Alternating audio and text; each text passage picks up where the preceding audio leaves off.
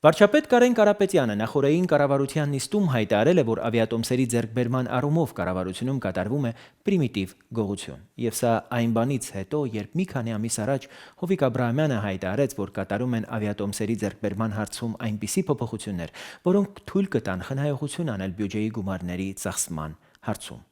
Փաստորեն, նույնիսկ այդ պարագայում գողությունը չի դադարել։ Կարեն Կարապետյանը հայտարարել է նաև, որ բարդ մեխանիզմներ են մշակելու, որ այդ, այսպես ասած, պրիմիտիվ գողությունը չլինի։ Մի քիչ անհասկանալի է, պրիմիտիվի փոխարեն գողության բարդ մեխանիզմներ են ներդրվելու, այսինքն բարդ գողություն է լինելու, որ հանրությունը գլխի չընկնի, թե գողություն չի լինելու առհասարակ։ Խնդիրն իսկապես սկզբունքային է, որովհետև եթե խոսքը գողությունը կանխելու մասին է, թույլ չտալու մասին, ապա դրա լավագույն երաշխիքը կարող է լինել այն, որ գողերը պատասխան տան տեղի ունեցածի համար։ Ընդ որում ամենևին պետք չէ, որ պետության հաշվին թռնողները հիմա էլ պետության հաշվին նստեն։ Բացարձակապես հանրությանն ու պետությանը դա պետք չէ, պետք է ընդամենը մեկ առ մեկ պարզել, ասենք վերջին մի քանի տարիներին ավիատոմսերի գնման վիճակագրությունը եւ հասկանալ, թե կոնկրետ որ դեպքում ինչքան հավելյալ գումար է գողացվել կամ մսխվել բյուջեից, որը կարող էր եւ չլինել։ Ի վերջո, եթե Կարեն Կարապետյանը հանձն է առնում պատասխանատու կերպով հայտարարել, որ կա գողություն, ուրեմն նա փաստական ապացույցներ ունի դրա վերաբերյալ։ Հակառակ պարագայում Կարապետյանն ինքը պետք է զրպարտության համար պատասխանատվության ենթարկվի եւ ուրեմն կամ Կարեն Կարապետյանը թող պատասխան տա զրպարտության համար, կամ գողերը պետք է պատասխան տան գողության համար, իսկ պատասխանը կրկնում ենք ամենևին ազատազրկումը չէ։ Պատասխանն այն կլինի, որ մեկ առ մեկ վերհանվեն չարաշահումները կոնկրետ պաշտոնյաների մասով եւ պարզվի հանգամանալից ուսումնասիրության եւ քննության արդյունքում վերհանվի, թե ինչքանով է կողոպտվել, գողացվել բյուջեն այդ մասով, կոնկրետ ով է դրա համար պատասխանատու եւ պետք է այդ մարդիկ փոխհատուցեն բյուջեի կրած վնասները։ Իսկ եթե ոչ, ապա պետք է արգելափակվեն նրանց անձնական հաշիվները, նրանց հարազատների հաշիվները, կալանք դրվի նրանց գույքի վրա։ Այսինքն դահկը իր ողջ պերճանքով պետք է վերջապես զգալի լինի նրանց համար, այլապես Հայաստանի դատարաններն ու դահկը միայն ընդամենը 5000 դրամի տուգանք չմուծած քաղաքացիների շնչին նստելու համար չեն։ Պետությունից միլիոններ են գողանում ինչ-որ մարդիկ, իսկ այդ կառույցները բռնում են ընդամենը մի քանի հազար դրամի տուգանք չմուծած շարքային քաղաքացիներիս օձիքից եւ ստիպում վճարել։ Ահա թե ում օձիքից պետք է բռնել կամ պետք է գնալ ու պարզել, թե ում օձիքից է պետք բռնել ու բռնել այդ օձիքից։ Այդ դա կլինի փոփոխություն, դա կլինի բարեփոխում, եւ կասկած չկա, որ այդ օձիքներից բռնելու դեպքում հասարակությունը մեկ մարդու նման կկանգնի բռնողների կողքին, ով էլ որ այն լինի, վարչապետը թե իրավապահները։ Այդպես պարզ գողությունը միայն պարզ կառավարումով փոխարինելով է հնարավոր երկրում առաջ բերել փոփոխություններ եւ առաջացնել դրանց հանդեպ հասարակության այդքան կարեւոր վստահություն։ Հանրապետական կուսակցության խոսնակ Էդուարդ Շարմազանովը հայտարարել է, որ հաջորդ շաբաթվա վերջին Հայաստանը կունենա նորանշանակ կառավարություն։ Առայժմ տեղի են ունենում քննարկումները կազմի շուրջ եւ ինչ-որ բան որոշակիացել է նաեւ այս օրերին։ Էկոնոմիկայի նախարար Արծվիկ Մինասյանը հայտարարել է, որ վարչապետն այլ մարդ է տեսնում էկոնոմիկայի նախարարի պաշտոնում։ Մինասյանն ասել է, որ իր մասով եղել են այլ նախարարությունների առաջարկներ եւ Դաշնակցությունն այժմ քննարկում է դրանք։ Այսպիսով Հայաստանի նոր կառավարությունում կարծեք թե բավականին ուշագրավ բաժանում է ուրվագծվում։ Կառավարությունը կարծեք թե կիսվում է տեխնոկրատների եւ այսպես կոչված քաղաքականների միջև։ Մի կողմից Կարեն Կարապետյանն իր տեխնոկրատների թիմով, որտեղ նշանակվում են առավելապես պրոֆեսիոնալ մենեջերներ, մյուս կողմից դաշնակցականներն իր պորտֆելներով, ինչը քաղաքական համաձայնության արդյունք եւ հետևանք է։ Տեխնոկրատների եւ քաղաքականների միջև կան այսպես ասած միջանկյալները, նախարարներ կամ նախարարություններ, որոնց գոյությունն ընդամենը խնամի ծանոթ բարեկամ սկզբունքով է միայն պահպանվում, քանի որ ֆունկցիոնալ առումով այդ կառույցները եւ պաշտոնյաները սկզբունքային որևէ նշանակություն չունեն պետական կառավարման արդյունքի տեսանկյունից։ Այսպիսով, թեև Կարեն Կարապետյանի կառավարությունը դեռևս ամբողջությամբ ձևավորված չէ, այնուհանդերձ այդ կառավարության, այսպես ասած, կմախքը մոտավորապես արդեն ակներև է եւ ակնհայտ է, որ այդ կառավարությունը խոշոր հաշվով ունի ողնաշարային լուրջ խնդիրներ, լուրջ անհամամասնություններ եւ սա մեծ հաշվով արտացոլումն է Հայաստանի ընդհանուր իշխանական համակարգի։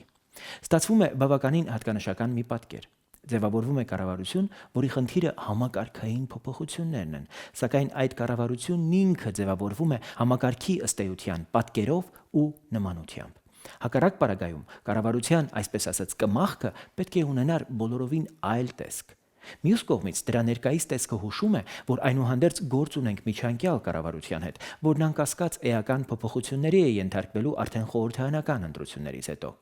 Սակայն ինչպես է այդ կառավարությունը աշխատելու մինչ այդ, այսպես ասած, ողնաշարային նման խնդիրներով, ինչպես է Կարեն Կարապետյանին հաջողվելու կառավարության, այսպես ասած, մեջքն ուղիղ պահել։ Մյուս կողմից այլ պատկեր լինել իհարկե չէր կարող։ Հայաստանի իշխանական համակարգը դեռ երկար ժամանակ գտնվելու է դիրքային ներքին պայքարի եւ տրանսֆորմացիաների փուլում։ Ըստ էության ներկայումս մի իրավիճակ է, երբ կարող են ասել, որ համակարգի ողնաշարը նոր է ծռվել։ Եվ այս պարագայում իհարկե այն, որ իշխող համակարգի ողնաշարը ծուռ է, ըստ էության ավելի շուտ դրական, քան բացասական իրողություն է, որովհետև երբ համակարգը, այսպես ասած, ողնաշարն ուղիղ է պահում, հանրության համար դա արտահայտվում է վտանգներով, կորուստներով, ուժային լուծումներով, բռնությամբ եւ ինչպես մարտի 1-ին ողբերգությունով։ Ողջ հարցն այն է, թե արդյոք տարբեր պատճառների եւ ազդեցությունների բերումով Հայաստանում իշխող համակարգի, այսպես ասած, ողնաշարի ծռվելուն զուգահեռ հասարակությունը կարողանում է ուղղել վաղուց ծռված իր ողնաշարը։ Ահա այստեղ է հարցը։ Հայաստանի անկախության տարեդարձի առթիվ կազմակերպված ռազմական շքերթին Իսկանդեր օպերատիվ մարտավարական հրթիռների եւ մի շարք այլ նոր տեսակի սպառազինության ցուցադրությունն Ադրբեջանում արժանացել է ոչ միայն մամուլի, այլև իշխանության արագ արձագանքին։ Համենայն դեպս Ադրբեջանի պաշտպանության նախարարությունում տեղի ունեցել խորհրդակցություն Ալիևի հրահանգով, որում քննարկվել են ուշագրավ հարցեր։ Մասնավորապես, ինչպես տարածվել է պաշտոնական հաղորդագրությամբ, խորհրդակցությանը հատուկ ուշադրության է արժանացել հետախուզական գործունեության բոլոր տեսակների ուժեղացմանը, տարածաշրջանում ռազմաքաղաքական իրավիճակի հիմքով, հակառակորդի վերահսկած տարածքում նոր թիրախների հայտնաբերման, դրանց հնարավորությունների գնահատման եւ խոցման հաջորդականության սահմանման նպատակով։ Սա բավական մարտաշունչ արձագանք է, ինչը սակայն նաև տրամաբանական է, քանի որ Հայաստանն էլ իհարկե ցուցադրել է ռազմատեխնիկական առումով ազդեցիկ մկաններ։ Տվյալ պարագայում ադրբեջանական հաղորդագրության մեջ հետաքրքրական են շեշտադրումները։ Խոսելով հետախուզական աշխատանքի մասին, Ադրբեջանն ըստ էության կարծեք թե ակնարկում է այն, որ Հայաստանն իրականում չունի այն հզորությունները, որ ցուցադրել է։ Հետևաբար դեռ կարիք կա պարզելու, թե արդյոք դրանք առկա են, այսպես ասած, զորահանդեսից դուրս։ Այս վարկածն իհարկե նոր չէ, ավելին։ Այս վարկածը ոչ միայն ադրբեջանական ծագում ունի, այլ շրջանառվել է նաև ռուսաստանցի փորձագետների շուրթերից, որոնք հայտարարել են, թե իրականում այդ Իսկանդերները հայկական ուժերինը չէ, այլ Ռուսաստանի ռազմակայանինն է, եւ այն ուղղված չէ Ադրբեջանին։ Դժվար է ասել, թե ռուսական փորձագետներն ինչպես են մոտիվացվում։ Նրանց մոտիվացիոն աղբյուրները Կրեմլում են, թե Բաքվում, կամ ավելի շուտ որ մի փորձագետի մասով որտեղ է գտնվում մոտիվացիոն աղբյուրը։ Սակայն այստեղ իհարկե իրավիճակը բավականին նուրբ եւ բարդ է, նկատի առնելով այն, որ ադրբեջանցիները գուցե ոչ թե հայկական կողմի, այլ ռուսական կողմի, այսպես ասած, ազնվությունն են դնում կասկածի տակ։ Այն իմաստով, որ նրանք գուցե թե չեն հավատում ռուսական այն հավաստիացումներին, որ Իսկանդերներն իրականում հայկական չեն եւ ուղղված չեն Ադրբեջանի դեմ։ Բանն այն է, որ Իսկանդերը լոկ սպառազինության տեսակ չէ, Իսկանդերը նաեւ քաղաքականություն է։ Հետևաբար Իսկանդերի մասին հայտարարությունը նաեւ քաղաքական հայտարարություն է։ Այս տեսանկյունից հարկ է դիտարկել մի նրբերանգ ևս։ Երբ Ռուսաստանը Միացյալ Նահանգների հետ բանավիճում էր եվրոպական հակահրթիռային պաշտպանության ամերիկյան համակարգի հարցով, որ Միացյալ Նահանգները ցանկանում էր տեղակայել արևելաեվրոպական պետություններում, Մոսկվան խաղարկում էր հենց Իսկանդերի հանգամանքը, ասելով, որ եթե Միացյալ Նահանգները տեղակայի այդ հակահրթիռային պաշտպանության համակարգը Ռուսաստանի սահմանների մոտ, ապա Ռուսաստանն էլ Կալինինգրադում կտեղակայի Իսկանդեր համակարգեր։